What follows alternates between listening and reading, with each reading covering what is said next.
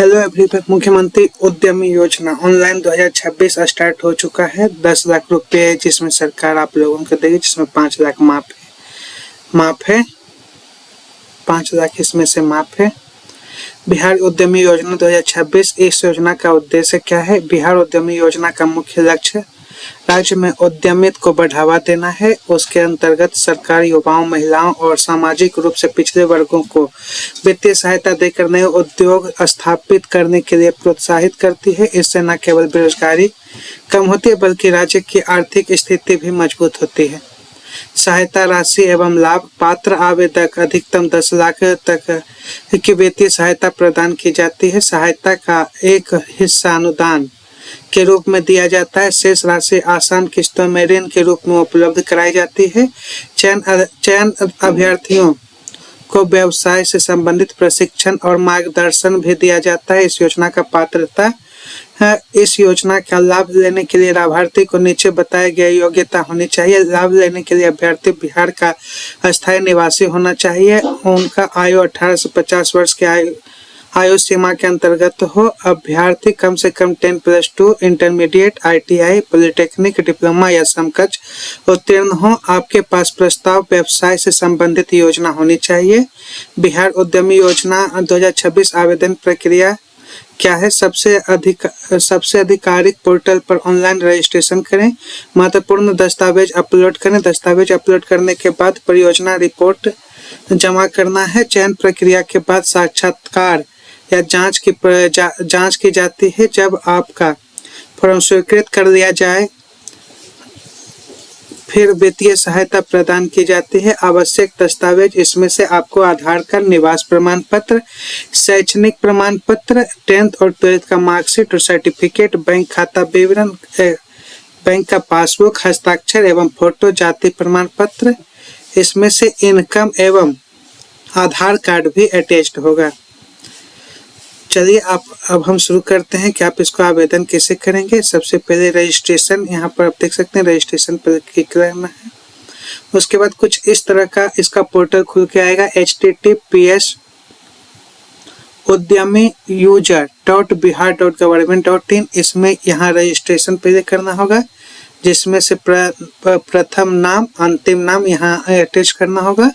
उसके बाद email ID attach करना होगा। क्या यह आपका नया व्यवसाय है? तो यहाँ यस करना होगा। फिर यहाँ पर लिंग आपको चुनना होगा। मोबाइल नंबर फिर यहाँ एंटर करना होगा। फिर आधार नंबर नीचे में यहाँ एंटर करना होगा। उसके बाद नीचे आने के बाद यहाँ पर मतदाता प्रमाण पत्र संख्या, अगर आपके पास अवेलेबल है वोटर ID कार्ड, तो यहाँ एंटर करना होगा।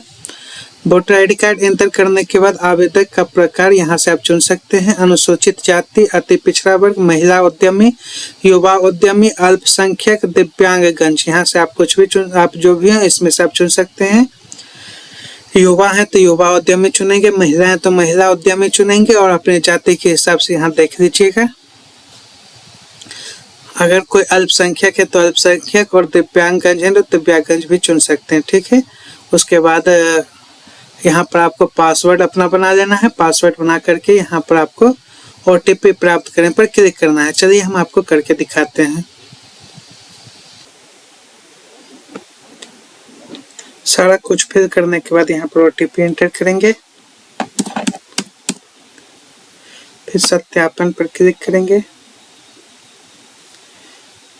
यहाँ पर मोबाइल नंबर जो आपका आधार से लिंक है वही मोबाइल नंबर और पासवर्ड जो आपने बनाया है रजिस्ट्रेशन के वक्त वो एंटर करना है। चलिए हम आगे आपको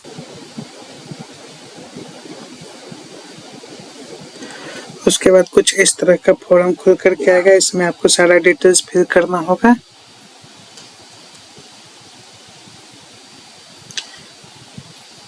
जैसे रजिस्ट्रेशन के वक्त आपका नाम फिल होकर के रहेगा, जेंडर फिल होकर रहेगा। यहाँ पर आपको डेट ऑफ बर्थ एंटर करना है।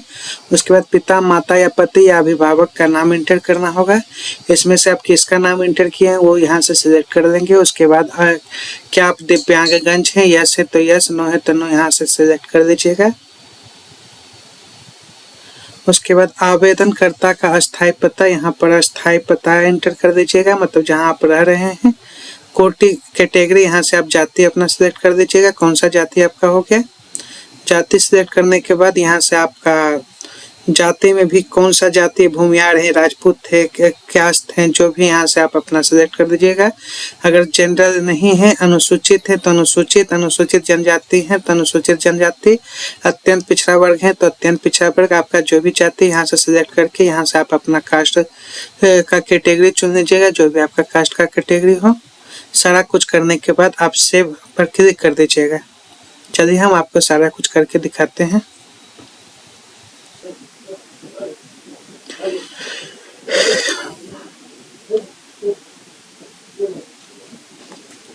सेव करने के बाद कुछ इस तरह का खुल करके आएगा, जिसमें आपको शैक्षणिक विवरण जोड़े पर क्लिक करें। यहाँ से वर्ग अपना क्लास का एंटर करेंगे, पहले 10th का एंटर करना है।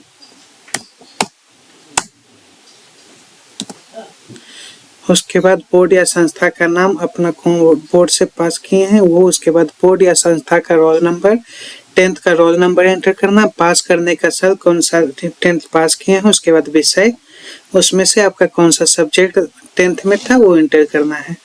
चलिए हम आपको एंटर करके आगे का प्रोसेस फिर बताते हैं।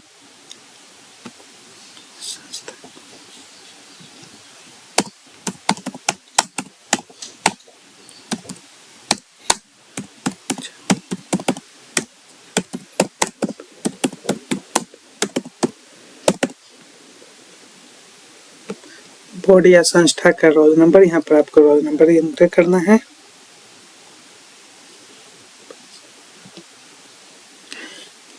टेंथ का विवरण एंटर करने के बाद आपको 12th का विवरण भी यहाँ से एंटर करना है। बोर्ड या संस्था का रोल नंबर, पास करने का साल और विषय यहाँ से आपको अटेस्ट करना होगा। ठीक है,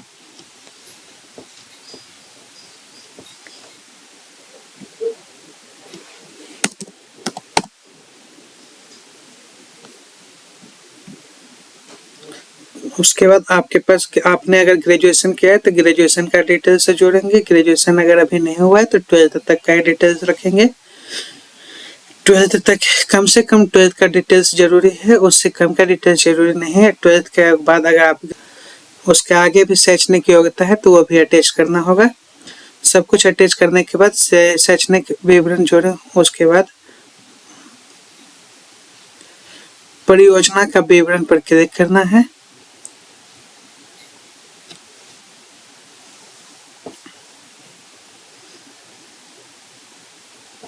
आप किस परियोजना के तहत ये आवेदन करना चाहते हैं, यहाँ से आप सिलेक्ट कर सकते हैं।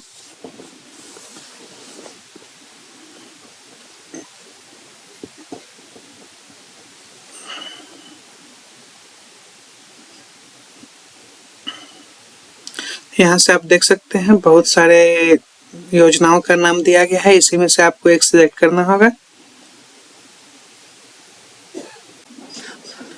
उसके बाद यहाँ आपने जो ऑप्शन सिलेक्ट किया उसके नीचे यहाँ पर आप देख सकते हैं क्या आप उपरोक्त परियोजना हेतु ही आवेदन करना चाहते हैं, यहाँ से आपको हाँ करना होगा। परियोजना स्थापित करने हेतु प्रस्तावित स्थल का प्रकट स्वयं का स्थान या किराए का स्थान जो भी हो यहाँ से आप सिलेक्ट कर दीजिएगा। अगर आपके पास स्वयं का जमीन हो तो स्वयं का स्थान, नहीं है तो किराए का स्थान सिलेक्ट करना है। हाँ, परियोजना स्थल का प्रस्तावित पता जो भी वहाँ का एड्रेस है, अगर किराए का तब किराया कहाँ देना चाहते हैं, और फिर स्वयं का है तो वो कहाँ का जमीन है वो आपको शो करना होगा। व्यवसाय स्थल का पता यहाँ पर एंटर करना होगा। एंटर करने के बाद आपको सेव करना होगा। चलिए हम आगे करके आपको दिखाते हैं। उसके बाद आपको यहाँ पर दस्तावेज अपलोड करना होगा। जाति प्रमाण पत्र, महिला आवेदिका की स्थिति में जाति प्रमाण पत्र अनिवार्य नहीं है। जनरल लोग AWS भी अटैच कर सकते हैं और बाकी सब लोग अपना जाति प्रमाण पत्र अटैच करेंगे। बिहार सरकार के अंतर्गत जो भी आता है, मैट्रिक 10वीं पास का प्रमाण पत्र, अंक पत्र जिसमें जन्म तिथि अंकित हो, 10वां का प्रमाण पत्र भी अंकित करना होगा। अगर 10th के मार्कशीट में आपका डेट ऑफ बर्थ नहीं हो तो आप 10th का सर्टिफिकेट भी अपलोड कर सकते हैं। इंटरमीडिएट या समकक्ष प्रमाण पत्र, यहाँ पर 12th का सर्टिफिकेट अपलोड करना है। उच्चतम शैक्षणिक योग्यता का प्रमाण पत्र, आप जितना भी हाईएस्ट क्वालिफिकेशन है आप यहाँ पर अटैच कर सकते हैं। आवासीय प्रमाण पत्र और प्रोफाइल फोटो अटैच करना होगा। यहाँ पर प्रोफाइल फोटो लाइव दिया जाएगा। उसके बाद हस्ताक्षर की फोटो, यहाँ पर हस्ताक्षर दिया जाएगा।